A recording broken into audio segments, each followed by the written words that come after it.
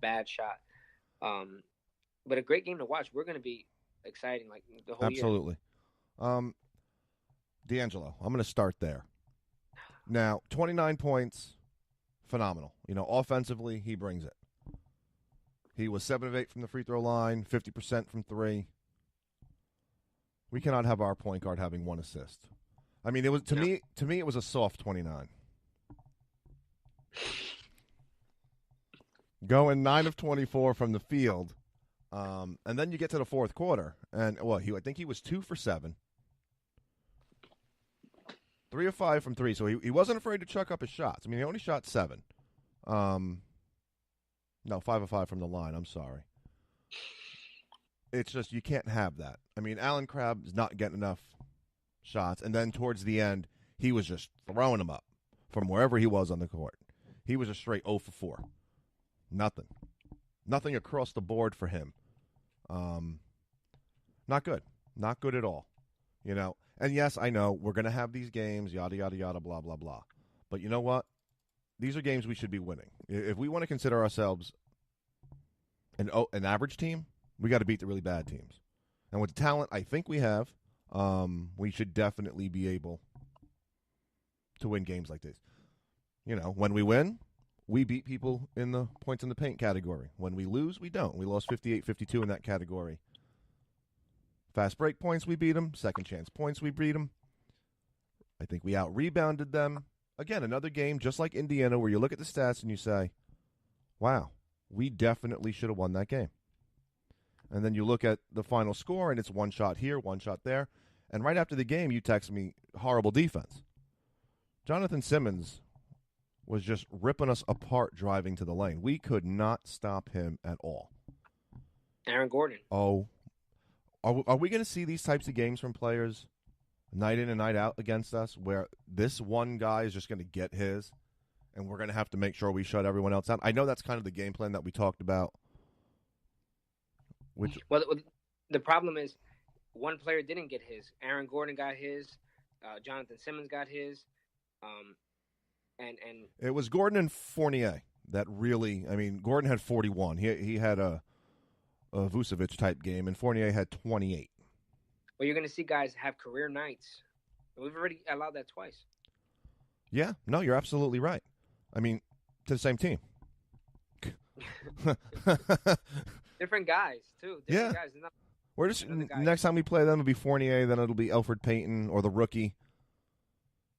I mean, in the fourth quarter, Fournier and second half they combined for 22. So, but game we should have had, and just think coming off that game, going into the Cleveland game, which we'll save for next episode. We thought damn. But you want to win that game going into the Cleveland game. Whatever happened at the Cleveland game, a winner or loss, you wanted to have that game going into it because, like we said, you want to go 3-2. But the biggest disappointment was, statistically, it was going to look ugly. But we talked about how the culture could change by 1 or 2 players. D'Angelo Russell played a toxic game in the fourth quarter. Yes. He played the type of game where, and I don't like to read too much into it, but DeMar Carroll ripped a hole through his heart with the way he looked at him when he took that shot. And that's the stuff that, it could lead to, things not going the best way for us, later in the season when guys don't want to play with him. And that's not the kind of point guard we want, especially when, I don't remember who said it, but someone in the NBA said, my point guard can't have no assist or one. He had 1 assist. Yeah, you can't have that. That is not. You look at some of the top point guards in the game, and you can rattle them off right now. They're leading the league in assists. I mean, Harden, and Westbrook. I mean, Westbrook. Forget about it. He's a triple-double automatically. It seems like, but he should be what, an 18-8, 20-10. I mean, is 20? I think 20-10 might be too high. I'd be happy with 16-8. Yeah.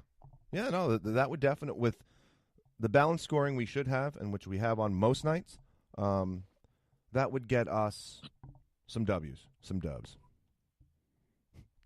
That'll be a 500 team. Yeah, I agree. So, and just the way even you can start to see it, partially Orlando, and then the games after that. The standing around the perimeter, looking lost, just swinging it around. This reminds me of last year and the year before of they didn't really attack the middle as they should. When they're winning, they're an inside-out team. They start from the paint. They work their way out. When they're losing, it's straight perimeter shots. And don't get me wrong. We're shooting 50% from three as a team on the season.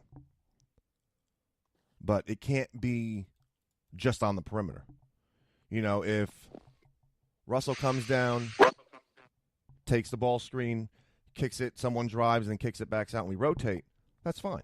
That's good offense. But coming down off a screen, taking one shot, or making one pass and taking the shot, and I know, and you know much more basketball than I do, at least the game-wise, playing. That's never going to work. And we saw that offense with, Joe Johnson, D. Will, and all them. So, well, even with Russell, he can look really good passing the ball at times, and then sometimes he makes these really boneheaded passes where it seems like he's passing. It seems like every time he passes the ball to Ronnie Hollis Jefferson, it's always at his ankles. He's always got to go down. Yes. For leading him to a bucket, always low on the ground, and he's got to find ways to get guys involved, especially when he's either having a bad night or when guys are not having good nights. Finding ways to get guys easy baskets. That's the biggest thing he needs to, all the crossovers and the I don't know how to say it, the nutmegs. Right? Yeah. I never heard that before until this year. I saw it on Twitter. This guy just got nutmegged. What? Yeah. Never. Have you heard that? I've heard it before, but I never used it in a sentence. No, I've used it if I'm talking about a recipe or something, thinking I'm like Chef Hosier, Nutmeg. You got nutmeg's a spice, bro. Not the nutcracker. We ain't at Christmas yet. No, but those are two great plays. But we don't, that's fine. But he got them in good position, and at times he does too much dribbling, like you said before. So yeah, dribbling through double teams is stupid and should not be done. Chris LeVert, he's struggling. 4 of 11 this game. Alan Crabb, 2 for 11. All around, just and still, Chris LeVert still had 15. Damari Carroll had 17. Rondae Hollis, he's shooting like 60% from the field on the season. He's averaging 15 points a game right now. And all his points literally are in the paint.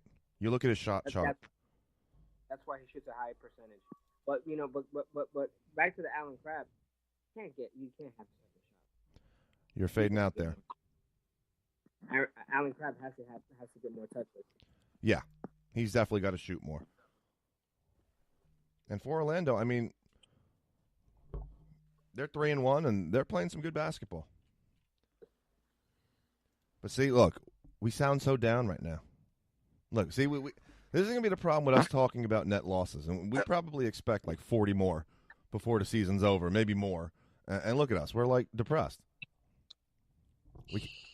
Regardless, just to have some optimism, the game was fun. Absolutely, great yeah. game. No, we started off by saying that beginning to end, and I think that there's no way to quantify this, but if you could find some of the top teams to watch, pure basketball wise, we're always going to be, I think we would be high up on the list because we play a fun style of basketball.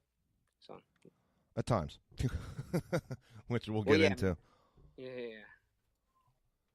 So, anything else from the Orlando game? I think we covered everything. We got everything good.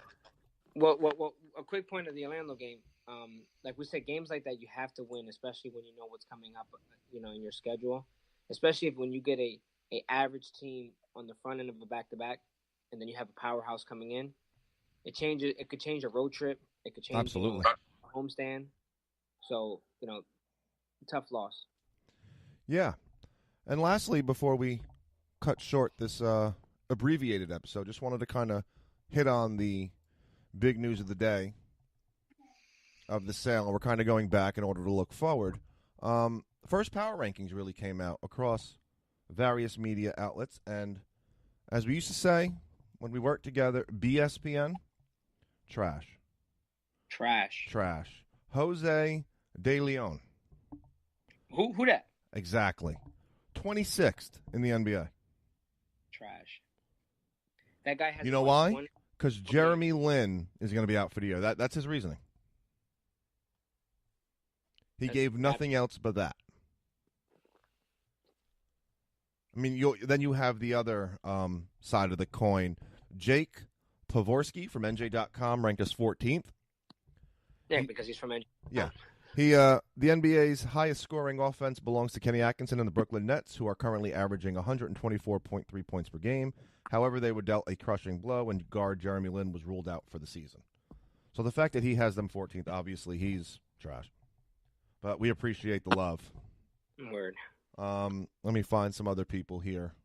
John Schumann, NBA.com, has us 22nd, and that's kind of the average. I see that. Between 20 and 22, I saw a lot of. But I had to point out those two because that's just insane. Well, on Nets Daily, they had a list. You know, they usually do that when all the. That's where I'm reading from. I'm actually on Nets Daily right now, reading off. Somebody had the Knicks ahead of us, and they were winless. Yeah. You know what other website I'm becoming a big fan of? Have you ever checked out fansided.com? Yeah. I think the name of that Nets page is Nothing But Nets. I like them. Not bad.